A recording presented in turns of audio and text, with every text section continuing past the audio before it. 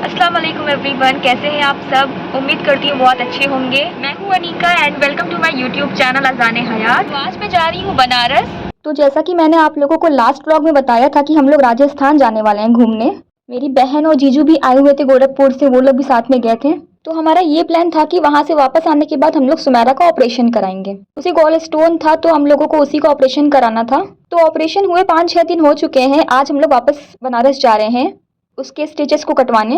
और आज इस वीडियो को बनाने का मकसद ये है कि हम लोग अलायंस हॉस्पिटल, जहाँ पे उसका ऑपरेशन हुआ है, वहीं पे मेरी मम्मी का भी ऑपरेशन हुआ था इसके पहले, हम लोग अलायंस हॉस्पिटल का रिव्यू देंगे। तो जो लोग बनारस में रहते हैं और अलायंस हॉस्पिटल में आप लोग कोई सर्जरी, ऑपरेशन या कोई भी इलाज करवाना चाह रहे हैं, तो ऐसे लोगों के लिए ये वीडियो बहुत ज़्यादा हेल्पफुल होने वाली है। हमारा पूरा रिव्यू देखेगा, आप लोगों को वहाँ की रियलिटी समझ में आ जाएगी। तो चलिए चलते हैं बनारस। उसके पहले मैं आपको कुछ दिखा रही हूँ। जैसे कि मैंने अभी कोल्ड ड्रिंक पी है, लेकिन मैं इस बॉटल को ऐसे नहीं फेंकूंगी, क्योंकि जब हम लोग फिल्टर वाटर लेते हैं या फिर कोल्ड ड्रिंक वगैरह लेके ऐसी ही बॉटल फेंक देते हैं तो कुछ लोग अपना बिजनेस बनाने के लिए वो बॉटल्स कलेक्ट करते हैं और उसमें नकली आइटम फिल कर देते हैं और उसको सेल करते हैं। इस तरह से अक्सर हमें डुप्लीकेट आइटम मिल जाता है पीने को। तो इसलिए आप जब भी कोई बॉटल यूज़ करें तो उसके पहले इस तरह से इसके कैप को अच्छे तरीके से दबा के इस कैप को इस बॉटल के अंदर डालना है आपको, इस तरह से जैसे मैंने किया है। ऐसा करने से अब ये बॉटल बिल्कुल ख़राब हो चुकी है, इसको बिल्कुल भी यूज़ नहीं किया जा सकता, रीयूज़ नहीं हो सकती है, क्योंकि इसके अंदर से कोई कैप नहीं निकाल पाएगा। तो ऐसी चीज़ों से पहले तो आप बहुत ज़्यादा अवेयर रहिए। और दूसरी बात ये कि इस चीज़ का ध्यान रखें आप कि इसी तरह से आपको नहीं फेंक देना है। इस तरह से आप कैप को अंदर डाल के और किसी डस्टबिन में आप फेंकें इसे। यहाँ आपने हमारी कंट्री में देखा ही होगा किस तरह से लोग कचरा फेंकते रहते हैं रोड पे, जो कि बहुत ज़्यादा गलत बात है। आप कहीं ट्रैवल भी कर रहे हो तो आप जो भी खा पी रहे हैं, कुछ भी पैकेट है, कोई भी बॉटल है, उसे कलेक्ट कर लें और जब कहीं आप रुकें आगे जाके तो वहाँ कोई डस्टबिन देख के सब कुछ एक साथ उसमें डाल दें। तो अब जैसे कि आप लोग देख सकते हैं हम लोग बनारस पहुँच चुके हैं। अलायंस हॉस्पिटल के बाहर हूँ मैं। ये रहा अलायंस हॉस्पिटल। जो लोग यहाँ बनारस में रहते हैं वो लोग अच्छे से जानते होंगे, काफ़ी नाम है इसका। लेकिन इस हॉस्पिटल में किस तरह से हमें लूटा जा रहा है ना, वो आप देखिएगा अभी आगे वीडियो में मैं आपको दिखाऊंगी। मेरी बहन सुमेरा का ऑपरेशन हुआ है, वीडियो में आगे वो खुद आप लोगों को पूरा एक्सपीरियंस शेयर करने वाली है। और यहाँ जब हम लोग आए, आने के पहले हमने सुबह कॉल किया था, मेरे डैडी ने कॉल किया था नंबर लगवाने के लिए। उन्होंने बोला ठीक है 2:30 बजे तक आप आ जाएंगे, 2:30 बजे तक का टाइम दिया था। तो हम भदोही से बनारस तक गए और वहाँ जाकर जब रिसेप्शन पे हम पहुँचे हैं तो वहाँ पता चल रहा है कि उन्होंने नंबर ही नहीं लगाया था। मतलब बस ऐसे ही अपने मन से बोल दिया कि आप लोग 2:30 बजे आ जाइएगा, मैं नंबर लगा दे रही हूँ, लेकिन ऐसा कुछ था ही नहीं। उन्होंने बोला कोई नंबर नहीं लगाया। वहाँ जाने के बाद पता चल रहा है कोई नंबर ही नहीं लगाया है। तो हमें 2 घंटा और एक्स्ट्रा वहाँ पे टाइम वेस्ट करना पड़ा अपना। यहाँ पहले सुमेरा का बीपी नाप रहे हैं, इसके बाद जब नंबर आएगा तो डॉक्टर, क्योंकि नंबर अभी लगाया है आने के बाद, तो अब जब डॉक्टर बुलाएंगे तो हम लोग डॉक्टर के पास जाएंगे, उसके बाद हम लोग यहाँ से निकलेंगे। 2-2.5 घंटे लग गए। हमारा सारा काम अब कंप्लीट हो चुका है, दवाई वगैरह जो भी लेनी थी ले ली है और स्टिचेस भी कट चुके हैं। तो अब हम लोग कार में जा रहे हैं। अब वहाँ जाकर कार में बैठ के आराम से आपको सुमेरा बताएगी कि वहाँ का एक्सपीरियंस कैसा रहा उसका, और वो आपको इस हॉस्पिटल की रियलिटी बताने वाली है। अगर आपके जान पहचान में कोई भी बनारस में रहता है तो प्लीज़ उसे ये वीडियो शेयर करें, ताकि वहाँ रहने वाले हर कोई जान सके। जो लोग वहाँ जाने का प्लान भी कर रहे हैं या उस हॉस्पिटल का नाम भी सुने, हर किसी को पता होना चाहिए कि ये हॉस्पिटल है कैसा। जल रही है एकदम गाड़ी।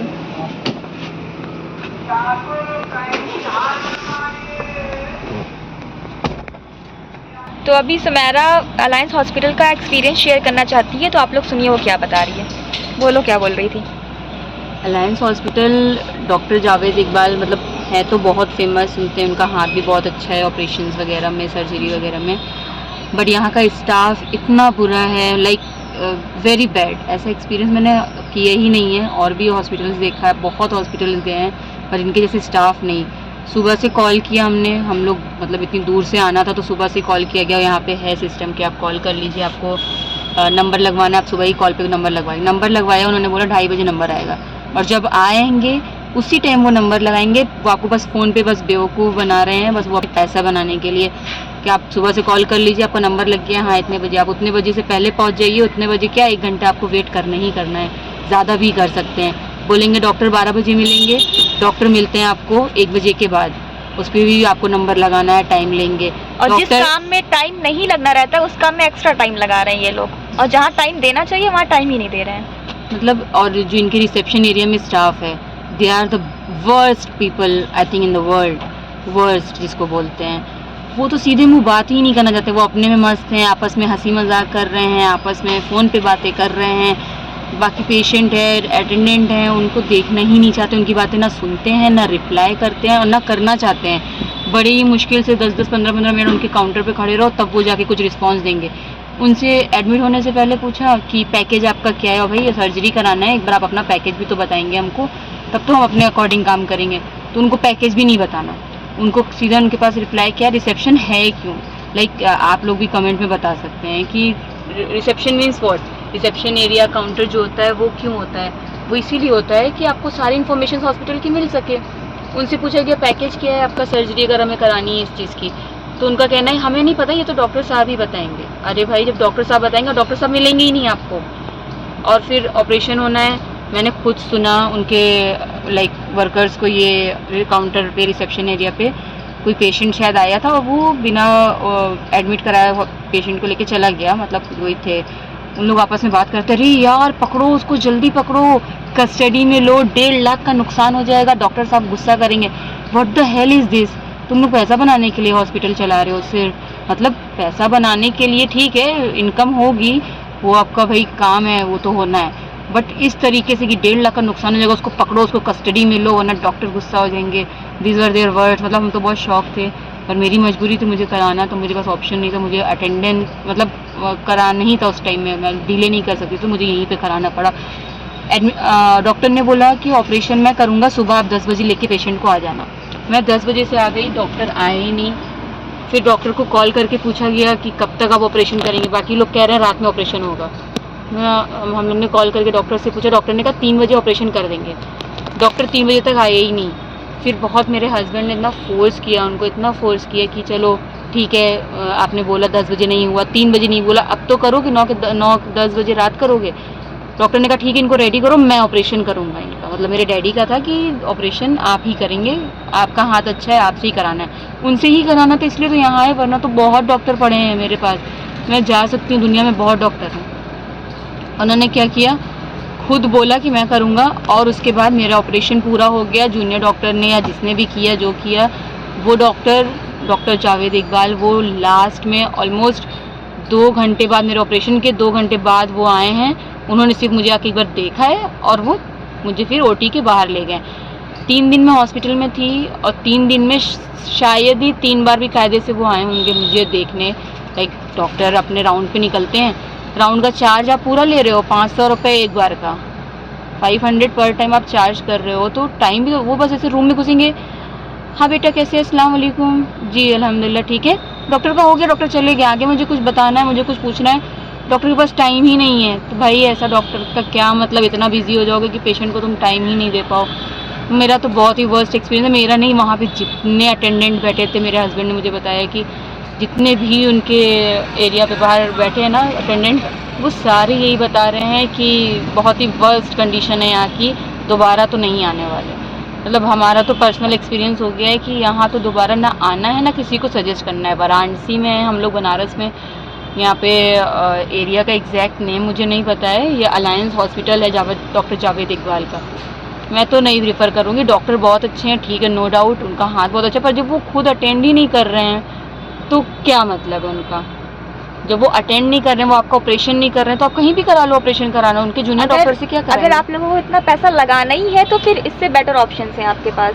पैसे की बात है, पैसा यहाँ जस्ट डबल ले रहे हैं हमारे। मतलब मैं गोरखपुर से आई हूँ, मुझे लगा कि मम्मी पापा के पास ही रहेंगे, ऑपरेशन यहाँ कराएंगे, बेटर है बनारस में रहेंगे।